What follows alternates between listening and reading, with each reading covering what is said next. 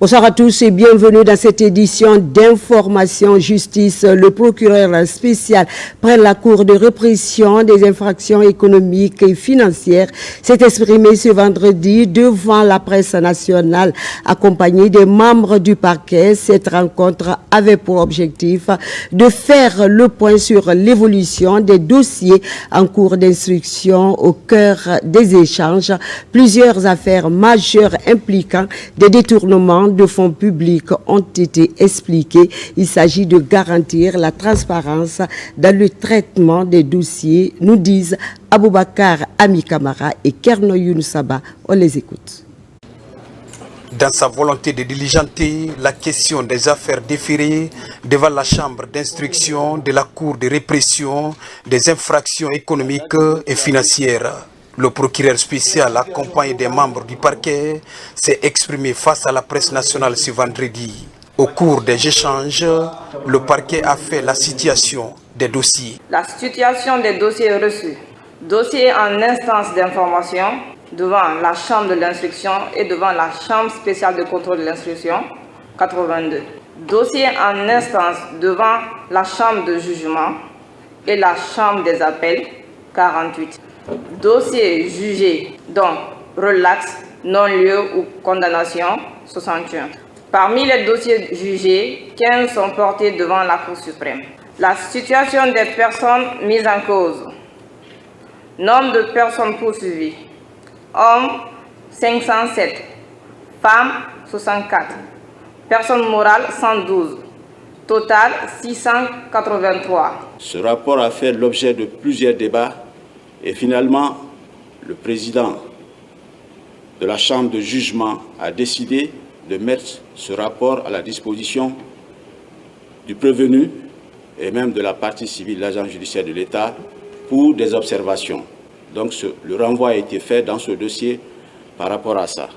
Ensuite, nous avons le dossier ministère public et l'État guinéen contre M.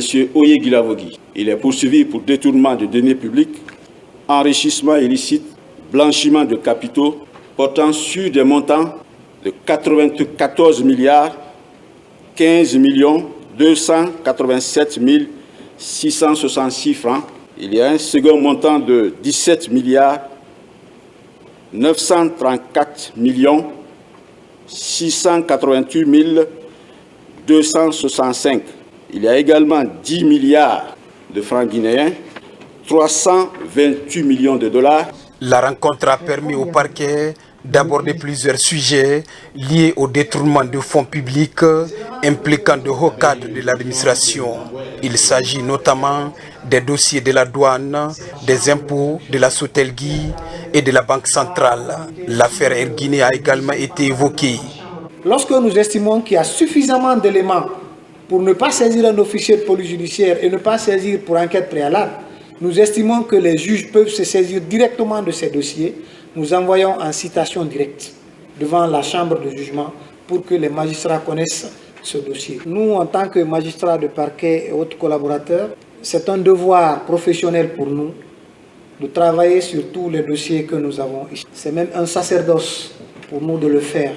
Nous nous attendons à ce que les dossiers que nous avons sous la main, nous puissions les traiter conformément à la loi et qu'aucun délai de procédure ne soit dépassé. Le travail est si énorme que ça ne peut pas être confié à un seul individu. C'est ce qui explique que nous avons des substituts, nous avons des collaborateurs. Et rien ne se fait ici sans ces personnes. Donc c'est un travail d'équipe. La démarche vise à traiter les dossiers en toute transparence. Le procureur spécial près la CRIEF a précisé que pour certains accusés traduits devant cette juridiction sont hors du pays et qu'un mandat d'arrêt pourrait intervenir contre les concernés.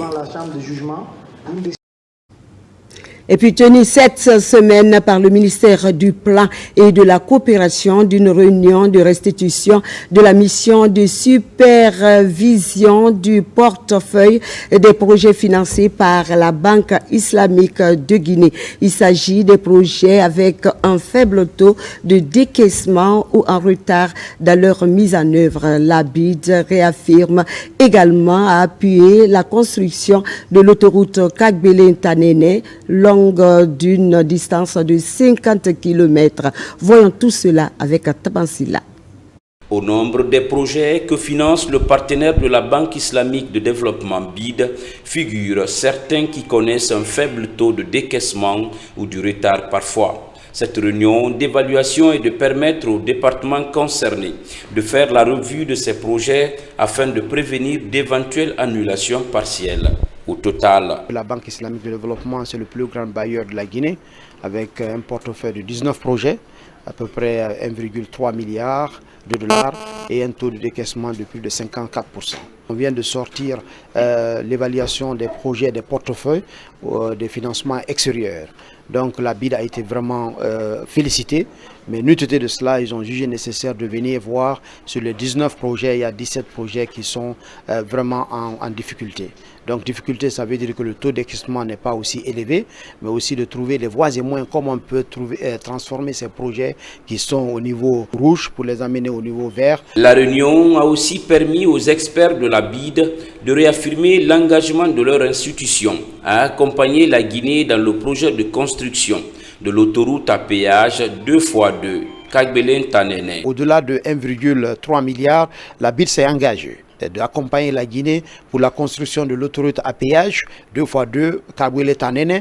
D'ailleurs, qu'on a mobilisé les 20%, donc la BID avec d'autres bailleurs sont intéressés sur ce projet à péage. C'est un sentiment de satisfaction et de reconnaissance, mais surtout d'amitié que la BID a vis-à-vis de la Guinée. C'est une réunion d'évaluation qui a rassemblé, en plus des experts de la BID, partenaires clés de la Guinée, les représentants des différents départements sectoriels, ainsi que les cadres du ministère du Plan et de la Coopération internationale. Actualité oblige, à l'occasion de la célébration du mois de la femme, le collectif interassociatif a fait une série de séances de sensibilisation. Les sages-femmes de la maternité de l'hôpital Ignace Dine sont les principales concernées. Elles ont été sensibilisées sur le respect des droits des patientes, notamment dans l'offre des services de la santé, de la reproduction. C'est un compte rendu de Adiatou Bari et de Moussa Bangoura. Suivez. Le respect des droits des patients est au centre de leur rencontre. Ces sages-femmes venues de la maternité de l'hôpital Ignace Dine échangent sur le sujet pour une prise de conscience. L'initiative contribue à l'amélioration des soins maternels en vue de promouvoir une maternité beaucoup plus respectueuse de l'éthique. Là aujourd'hui pour porter la voix de celles qui, dans ces mêmes maternités, vivent un moment unique et parfois éprouvant. Trop souvent, certaines femmes accouchent dans la peur, l'angoisse, voire l'humiliation. Pourtant, chaque femme mérite un accompagnement bienveillant. Ensemble, ils vont porter les réflexions sur la bonne pratique en matière de confidentialité et de dignité dans la prise en charge des femmes et des nouveau-nés. L'appel à l'action commune sur le respect des droits des patientes auprès de ces sages-femmes va davantage réduire les inégalités de l'accès aux soins. Nous avons échangé et je pense que ça s'est tombé dans de bonnes oreilles. Donc nous demandons aux femmes de venir dans les structures. Elles n'ont qu'à venir. Il y a les centres de santé, il y a les CMC et il y a l'hôpital Ignace Dine. Si les femmes font la consultation prénatale, non seulement ça les aide, mais aussi ça aide les sages-femmes pour éviter les complications liées à l'accouchement. Le collectif interassociatif pour le plaidoyer porte l'initiative du respect des droits des patientes dans les structures sanitaires du pays. La rencontre est mise à profit pour renforcer les capacités opérationnelles du service de maternité à travers un important lot d'équipements. En ce mois de la femme, mois de mars, les services de maternité des hôpitaux de Antaga et de Koya viennent d'être dotés de couveuses afin de sauver des bébés nés avant terme. C'est un geste de l'ONG Force des femmes qui compte orienter le même geste à Sigiri. Le coût d'investissement s'élève à 234 millions de francs guinéens avec un accompagnement de l'Agence nationale d'aménagement des infrastructures minières Anaïma. Abdul Karim Kamara, on t'écoute. À l'hôpital régional Anta, l'un des combats porte aujourd'hui sur la réduction du taux d'infection néonatale dont la proportion est non négligeable. En ce mois de mars, mois de la femme, les responsables de cette structure sanitaire se frottent les mains. L'ONG Force des femmes offre une couveuse au service maternité de cet hôpital. Nous sommes en train de lutter contre les infections néonatales qui représentent un taux de 36% à l'hôpital régional de Kondé. Cela tient compte de beaucoup de facteurs. Si cet après-midi, l'ONG vient nous faire un don d'une couveuse, cela ne peut qu'être réjouissant pour nous. Quelques minutes après, la même bonne nouvelle arrive à l'hôpital préfectoral de Koya. Là aussi, la maternité est dotée d'une couveuse de la part de Force des femmes. L'équipement est venu au bon moment. Le préalable, ça sera qu'on agrandisse le local. Et j'ai été surpris agréablement que l'ONG me demande où est le devis. Voici encore une intention qui me marque à plus d'un titre.